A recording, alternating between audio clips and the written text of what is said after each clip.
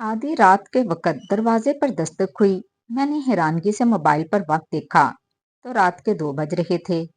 इस वक्त कौन आ गया? यही सोचते हुए मैं दरवाजे के करीब किया और बुलंद आवाज में पूछा, कौन है?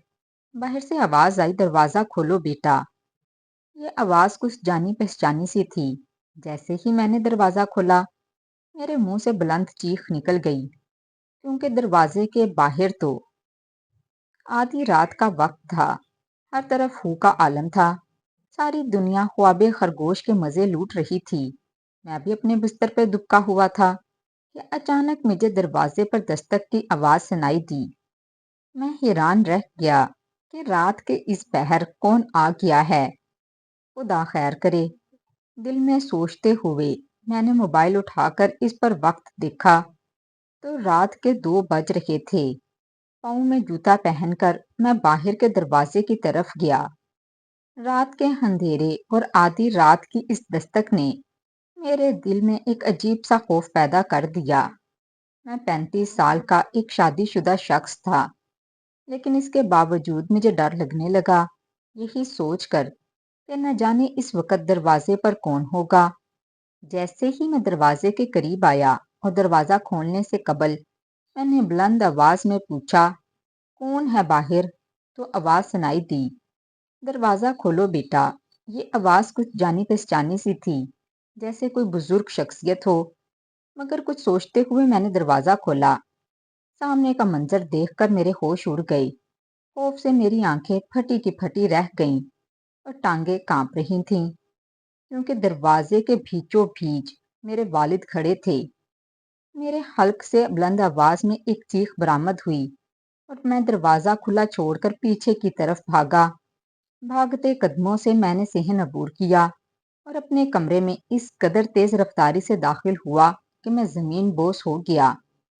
ये शोर की आवाज सुनकर मेरी बीवी और बच्चे जाग चुके थे। मेरी बीवी जल्दी से बिस्तर से नीचे उतरी और इसने आगे बढ़कर कमरे की लाइट ऑन की। मुझे यूं दरवाजे में नीचे गिरा देखकर वो हवास बाफ्ता हो गई और भागती हुई मेरे पास आई।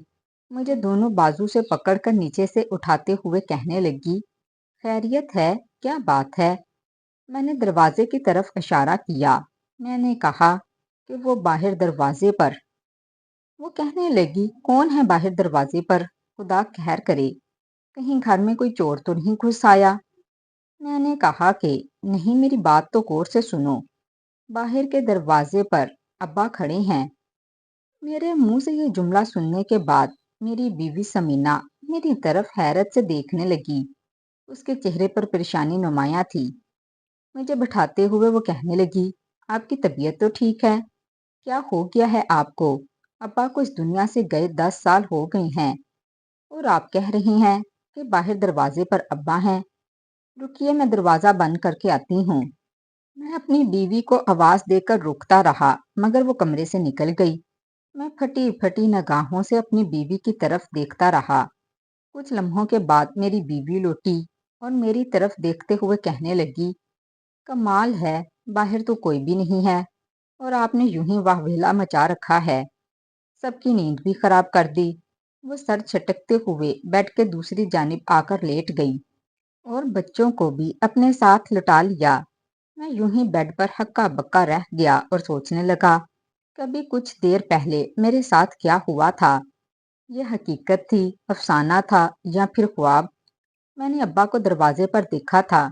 उन्होंने मेरी तरफ हाथ बढ़ाया था।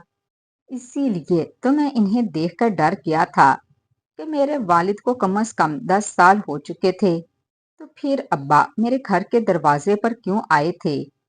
कमरे की लाइट बंद थी। कुछ देर बाद कमरे में मेरी बीवी के खर्राटे गूंज रहे थे।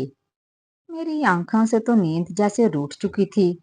तमाम रात मैंने छत को घूरते हुए गुजार दी।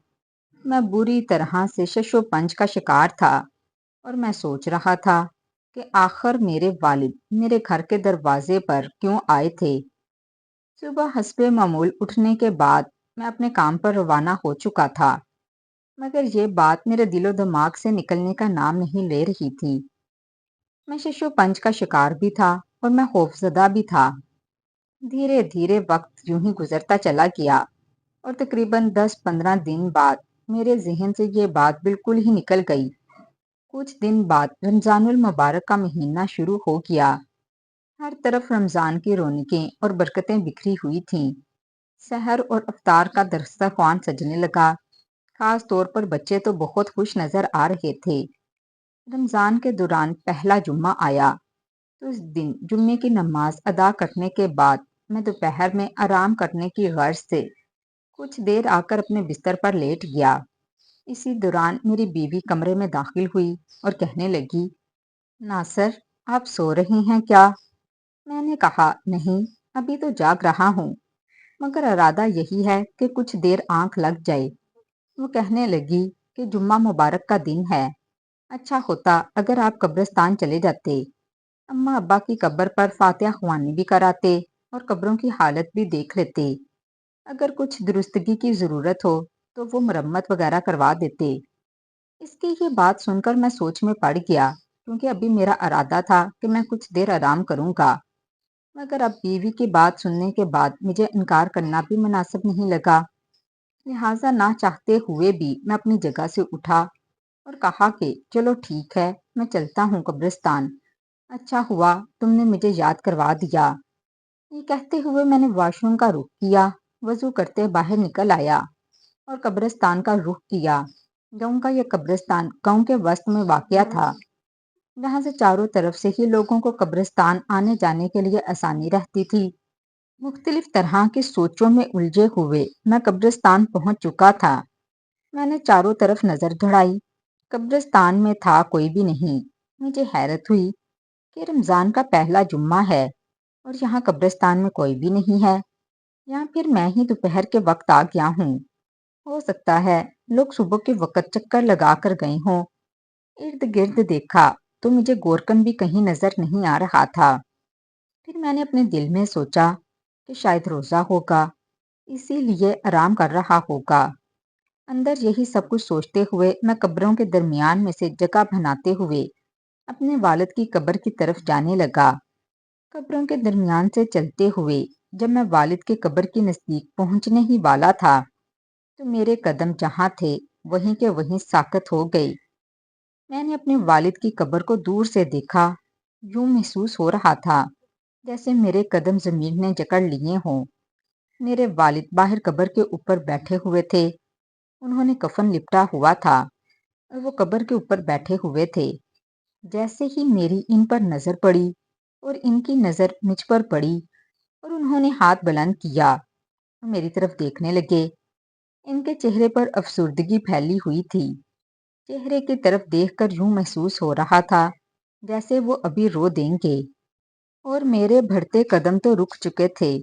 خوف نے میری سوچنے سمجھنے کی تمام صلاحیتیں سلب کر لی تھیں۔ سمجھ نہیں آ رہا تھا کہ قدم آگے بڑھاؤں یا پیچھے۔ چند لمحوں بعد جب میں کچھ سوچنے سمجھنے کے قابل ہوا تو میں نے جلدی سے رخ موڑا اور قبرستان سے باہر کی طرف دوڑ لگا دی۔ دوڑتے ہوئے میں پیچھے اپنے ابا کی قبر بھی دیکھ رہا تھا۔ مجھے وہاں سے جاتا ہوا دیکھ کر وہ اپنی جگہ سے اٹھ کر کھڑے ہو گئے اور میری طرف ہاتھ بڑھا کر کچھ کہنے کی کوشش کر رہے تھے، مگر میں اس قدر خوفزدہ تھا کہ میں قبرستان میں ایک منٹ بھی نہ رکا اور دوڑ لگاتے اپنے گھر کی طرف جانے لگا۔ راستے میں مجھے گاؤں کے کئی لوگ ملے جو حیرانگی سے مجھے دیکھ رہے تھے۔ کئی لوگوں نے مجھے روک کر پوچھنے کی کوشش کی کہ کیا ہوا ہے، سب خیریت تو ہے، اس طرح دوڑ کیوں لگائی ہوئی ہے، کیا کوئی تم نے بھوت دیکھ لیا ہے، کیا کوئی پریشانی والی بات ہے؟ مگر میں نے کسی کی بات کا کوئی بھی جواب نہیں دیا، کیونکہ میں جلد از جلد گھر پہنچنا چاہتا تھا۔ گھر پہنچا تو دیکھا دروازہ کھلا ہوا تھا۔ میں نے شکر کا سانس لیا اور تیز قدموں سے اپنے گھر کے اندر داخل ہو گیا۔ میرے دونوں بیٹے صحن میں کھیلنے میں مشغول تھے اور بیوی کچن میں تھی۔ میں نے کسی کی طرف دیکھے بغیر کمرے میں جا کر دم لیا اور اپنے بستر پر گر گیا۔ میرا سانس بری طرح پھول چکا تھا۔ میری بیوی کو جیسے ہی میری آمد کی خبر ہوئی، وہ جلدی سے کچن میں کام چھوڑ کر میرے کمرے میں چلی آئی اور حیران پریشان نظروں سے میری طرف دیکھتے ہوئے کہنے لگی، کیا بات ہے، آپ تو قبرستان گئے تھے نا، کیا ہوا؟ سب خیریت تو ہے نا؟ میں بستر سے اٹھ کر بیٹھ گیا۔ اپنے سانس کو ہموار کرنے کے بعد میں نے کہا، سمینا، اس رات میں نے تمہیں بتایا تھا نا کہ دروازے پر ابا تھے، تو تم نے میری بات کا یقین نہیں کیا۔ لیکن آج جب میں قبرستان گیا تو جانتی ہو کیا ہوا؟ میری بیوی میری طرف منتظر نگاہوں سے دیکھ رہی تھی۔ کہنے لگی، کیا ہوا؟ میں نے کہا، تم یقین نہیں کرو گی۔ وہ اصرار کرتے ہوئے کہنے لگی، آپ بتائیے تو صحیح کیا ہوا؟ میں نے کہا کہ جیسے ہی میں قبرستان میں داخل ہوا اور ابا کی قبر کی طرف گیا تو کیا دیکھتا ہوں، ابا اپنی قبر کے اوپر بیٹھے ہوئے ہیں۔ میری بات سن کر سمینا نے اپنے دل پر ہاتھ رکھ لیا۔ کہنے لگی، اللہ خیر کرے، یہ کیا ہو رہا ہے؟ میں تو کہتی ہوں امام صاحب سے رابطہ کیجئے، ان کو ساری بات بتائیے، ہو سکتا ہے وہ کوئی حل بتائیں۔ اپنی بیوی کی بات سن کر میں نے کہا، سمینا، تم ٹھیک کہہ رہی ہو، مگر کیا میری بات پر کوئی یقین کرے گا؟ جس طرح تم نے پہلی دفعہ میری بات سننے کے بعد کہا تھا کہ یہ کیسے ہو سکتا ہے، یہ نہ ہو کہ میری بات سننے والے مجھے پاگل کہیں۔ میری بیوی نے تیزی سے نفی میں سر ہلایا اور کہنے لگی کہ نہیں نہیں، امام صاحب ایسا بالکل نہیں کہیں گے، وہ بہت ہی جہاندیدہ انسان ہیں۔ آپ ایک بار جائیے تو صحیح، مجھے پوری امید ہے کہ وہ آپ کی اس معاملے میں بہتر طور پر رہنمائی کر سکیں گے۔ اپنی بیوی کی بات سن کر میں نے اس بات میں سر ہلایا اور کہا کہ ٹھیک ہے، عصر کے بعد میں امام صاحب سے اس معاملے پر بات کرتا ہوں، دیکھتے ہیں کہ وہ کیا کہتے ہیں۔ میری بیوی واپس کچن میں جا چکی تھی اور میں خاموشی سے بستر پر لیٹ گیا، مگر میں بری طرح سے الجھ چکا تھا۔ مجھے سمجھ نہیں آ رہی تھی کہ آخر یہ گتھی کس طرح سلجھے گی۔ میں کچھ دیر آرام کرنا چاہتا تھا، مگر اب تو میں بے چینی کا شکار ہو چکا تھا۔ اس طرح بستر پر لیٹتے ہوئے مختلف طرح کی سوچوں میں الجھے ہوئے عصر کا وقت ہو گیا۔ فضا میں عصر کی اذان کی آوازیں بلند ہونے لگیں تو میں اپنی جگہ سے اٹھا اور بھجے ہوئے قدموں کے ساتھ مسجد کی طرف جانے لگا۔ میں مسجد میں داخل ہوا تو دیکھا کہ مسجد ابھی خالی تھی، اکا دکا لوگ ہی مسجد میں تھے۔ میں نے کلائی پر باندھی ہوئی گھڑی میں وقت دیکھا تو اندازہ ہوا کہ میں وقت سے پہلے آ گیا ہوں، لہٰذا میں چپ چاپ مسجد کے گوشے کی طرف چلا گیا اور وہاں سر جھکا کر بیٹھ گیا۔ مسجد میں مجھے خاموشی سے سر جھکائے 10 منٹ ہی گزرے تھے کہ مؤذن نے تکبیر کہہ دی اور اس کے بعد مسجد میں لوگوں کی تعداد بڑھنا شروع ہو گئی۔ عموماً مسجد میں ایسا رش دیکھنے کو نہیں ملتا تھا۔ یہ رمضان کی رونقیں ہی تھیں۔ صف بندی ہو چکی تھی، میں بھی کھڑا ہوا اور صف میں شامل ہو گیا۔ نماز ادا کی، دعا مانگی، اپنے لیے، اپنے بچوں کے بہتر مستقبل کے لیے، اور ایک بار پھر مسجد کے ایک خاموش گوشے میں جا کر بیٹھ گیا، کیونکہ مجھے اپنے نمازیوں کے مسجد سے چلے جانے کا انتظار تھا۔ میرا خیال تھا کہ جب تمام نمازی چلے جائیں گے، امام صاحب مسجد میں اکیلے ہوں گے، تب ہی میں ان سے اس بارے میں کچھ بات کر سکوں گا۔ اور پھر آہستہ آہستہ کر کے مسجد خالی ہونے لگی، تمام لوگ جا چکے تھے۔ سب سے آخر میں امام صاحب کرسی کا سہارا لیتے ہوئے اپنی جگہ سے اٹھ کر کھڑے ہونے لگے تو میں تیز قدموں سے ان کی طرف بڑھا اور سلام عرض کرتے ہوئے ان کے پاس بیٹھ گیا۔ مجھے پاس بیٹھتے ہوئے وہ سمجھ چکے تھے کہ مجھے ان سے کوئی ضروری بات کرنی ہے، لہٰذا وہ بھی اٹھتے اٹھتے بیٹھ چکے تھے۔ میرے چہرے پر نظر پڑتے ہی انہوں نے مسکرا کر میرے سلام کا جواب دیا اور کہنے لگے، کہو میاں، کیسے ہو؟ رمضان کیسا گزر رہا ہے؟ میں نے کہا کہ الحمدللہ، شکر ہے۔ ایک الجھن میں گرفتار ہوں، آپ کے پاس مشورے کی غرض سے حاضر ہوا ہوں۔ میری بات سن کر امام صاحب کے چہرے پر تفکر کی لکیریں پھیل گئیں۔ کہنے لگے، کہو میاں، کیا بات ہے؟ خدا خیر کرے، سب خیریت تو ہے؟ میں نے کہا، یوں تو خیریت ہی ہے امام صاحب، مگر چند دن سے میرے ساتھ ایک عجیب واقعہ پیش آ رہا ہے۔ میں نے پریشان کن لہجے میں کہا تو امام صاحب کہنے لگے، کیا واقعہ ہے؟ کیا ہوا ہے؟ کچھ بتاؤ۔ میں نے کہا، امام صاحب، میرے والد صاحب کو اس دنیا سے گئے 10 سال ہو چکے ہیں، مگر چند دن پہلے آدھی رات کے وقت میرے دروازے پر دستک ہوئی۔ میں نے جا کر دروازہ کھولا تو سامنے میرے والد صاحب کھڑے تھے۔ میں ان کی طرف دیکھ کر حیران اور بہت زیادہ خوفزدہ ہو گیا، پریشان بھی تھا اور اندر کی طرف بھاگ گیا۔ اور پھر جب رمضان شروع ہوا تو جمعے کے دن میں نے قبرستان کا رخ کیا، اس نیت سے کہ اپنے والد کی قبر پر فاتحہ خوانی کروں گا۔ مگر جیسے ہی میں قبر کے قریب پہنچا تو یہ دیکھ کر میرے رونگٹے کھڑے ہو گئے کہ میرے والد صاحب تو قبر کے اوپر بیٹھے تھے۔ ان کے بال بکھرے ہوئے تھے، چہرے پر پریشانی کے آثار تھے اور میری طرف وہ ہاتھ بڑھا کر اپنی جگہ سے اٹھ کھڑے ہوئے، یوں جیسے مجھ سے کچھ کہنا چاہتے ہوں، مگر وہ منظر دیکھنے کی مجھ میں تاب نہیں تھی، لہٰذا میں الٹے قدموں وہاں سے بھاگ آیا۔ مجھ پر بہت خوف طاری تھا۔ اب میں پریشان ہوں کہ آخر یہ معاملہ کیا ہے؟ آپ ہی کچھ کہیے، میری سمجھ سے تو باہر ہے۔ میری بات سن کر امام صاحب حیرانی سے میری طرف دیکھنے لگے اور کہنے لگے، بات تو واقعی پریشانی کی ہے، لیکن سوچنے کی بات یہ ہے کہ ایک ایسا شخص جو 10 سال پہلے اس دنیا سے جا چکا ہے، وہ آخر کیا چاہتا ہے جو اب 10 سال بعد تمہارے دروازے تک آنے لگا؟ پھر کچھ سوچتے ہوئے امام صاحب کہنے لگے، یہ بتاؤ بیٹا، اپنے والد کے لیے کیا کرتے ہو؟ امام صاحب کا یہ سوال سن کر میں نے حیرت سے ان کے چہرے کی طرف دیکھا اور کہا، وہ تو وفات پا چکے ہیں، میں ان کے لیے کیا کر سکتا ہوں؟ امام صاحب نے نفی میں سر ہلاتے ہوئے کہا، نہیں بیٹا، والدین دنیا سے چلے جائیں تو اس کا مطلب یہ نہیں کہ تم ان کے لیے کچھ کر نہیں سکتے۔ مجھے یہ بتاؤ، کیا تم اپنے والدین کی مغفرت کے لیے دعا کرتے ہو؟ امام صاحب کا یہ سوال سن کر میں نے شرمندگی سے سر جھکا دیا اور کہا کہ نہیں، جب میرے والدین اس دنیا سے گئے تب شروع میں دعا کیا کرتا تھا، اور پھر آہستہ آہستہ وقت کے ساتھ ساتھ ان کی یاد کم ہونے لگی اور میری دعاؤں میں ان کا تذکرہ بھی کم ہو گیا۔ امام صاحب نے دوسرا سوال کرتے ہوئے کہا، اچھا یہ بتاؤ کہ اپنے والدین کے لیے صدقہ خیرات کرتے ہو؟ میں نے کہا کہ نہیں، میں نے کبھی والدین کے لیے صدقہ خیرات نہیں کیا۔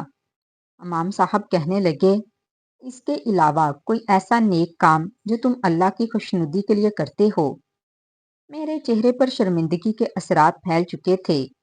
میں نے کہا کہ نہیں امام صاحب، ایسا نہیں، ایسا کوئی کام میں نہیں کرتا۔ میں بس اپنے معمول کے مطابق کام کرتا ہوں، وہی روٹین کی زندگی گزارتا ہوں، کام پر جاتا ہوں، شام کو واپس آ جاتا ہوں، 5 وقت کی نماز بھی بامشکل ادا کر پاتا ہوں، کبھی کبھی تو وہ بھی رہ جاتی ہے، اس کے علاوہ تو میں کچھ نہیں کرتا۔ امام صاحب نے افسوس سے سر ہلاتے ہوئے کہا، سنو بیٹا، ہمارے دین اسلام میں اولاد کو والدین کے لیے صدقہ جاریہ کہا گیا ہے۔ جانتے ہو اس کی وجہ کیا ہے؟ صدقہ جاریہ کا مطلب ہے کہ جاری رہنے والا صدقہ، یعنی اگر والدین دنیا سے بھی چلے جاتے ہیں، ان کے بعد بھی یہ صدقہ جاری رہتا ہے۔ یہ صدقہ کس صورت میں جاری رہ سکتا ہے؟ جب اولاد کوئی نیک کام کرتی ہے، اپنے والدین کے لیے دعا کرتی ہے، اپنے والدین کی قبر پر فاتحہ خوانی کے لیے جاتی ہے، اپنے والدین کے نام کا صدقہ خیرات کرتی ہے، تو اولاد کے یہ نیک اعمال ان کے والدین کے لیے صدقہ جاریہ بن جاتے ہیں۔ تمہیں ایک اور بات بتاؤں کہ جب بھی دنیا پر اولاد کوئی نیک کام کرتی ہے تو وہاں ماں باپ فخر محسوس کرتے ہیں، بلکہ محفل میں ان کا ذکر کیا جاتا ہے کہ آج فلاں شخص کے بیٹے نے اس کے لیے یہ نیک کام کیا۔ ماں باپ کا سر فخر سے بلند ہوتا ہے، مگر جن لوگوں کے بچے کچھ بھی نہیں کرتے وہ مایوس ہو جاتے ہیں۔ جانتے ہو، مردے انتظار کرتے ہیں، خاص طور پر والدین کے ان کے بچے کہ ان کے لیے کچھ کریں، کیونکہ وہ اب ایک مردہ وجود ہیں، اب خود اپنے لیے کوئی اعمال نہیں کما سکتے، اور انہوں نے جتنے بھی نیک اعمال دنیا میں کرنے تھے وہ کر کے جا چکی ہیں، لیکن اس کے باوجود ماں باپ کی قبریں دنیا میں موجود اپنی نیک اولاد کی بدولت ٹھنڈی رہتی ہیں، کشادہ رہتی ہیں، کیونکہ اولاد کے نیک اعمال کا ثواب والدین کو بھی ملتا ہے۔ تو میرا تمہارے لیے یہی مشورہ ہے کہ اپنے والدین کے لیے صدقہ خیرات کرو، ان کی قبر پر فاتحہ خوانی کرو اور ان کو کلام پاک پڑھ کر بخشا کرو تاکہ اللہ تعالیٰ ان کی قبروں کو جنت کا ایک باغ بنائے رکھیں۔ مجھے امید ہے کہ اس طرح تمہارے والد اپنی قبر میں سکون پائیں گے اور وہ دوبارہ کبھی بھی تمہارے پیچھے نہیں آئیں گے۔ شاید وہ تمہیں اس بات کا احساس دلانا چاہتے ہیں کہ وہ تمہارے انتظار میں ہیں۔ ان کا یہ انتظار ختم کرو اور اپنے والدین کے لیے صدقہ جاریہ بنو۔ امام صاحب کی یہ باتیں سن کر میری آنکھوں میں تو آنسو آ چکے تھے۔ میں اپنی جگہ پر خاموش بیٹھا تھا۔ آج میری آنکھیں کھل گئیں۔ اس دن میں مسجد سے باہر نکلا ایک نئے عزم کے ساتھ کہ بے شک میرے والدین اب اس دنیا سے جا چکے ہیں، مگر میں انہیں بھولوں گا نہیں۔ میں انہیں اپنی دعاؤں میں، اپنے نیک اعمال میں اور اپنے صدقہ خیرات میں یاد رکھوں گا۔ تو ناظرین، امید کرتے ہیں کہ ہماری آج کی آپ کو یہ ویڈیو بہت پسند آئی ہوگی۔ تو پسندیدگی کا بہترین اظہار یہ ہے کہ اس ویڈیو کو لائک کر دیں، شیئر کریں اور ہمارے چینل کو بھی سبسکرائب ضرور کریں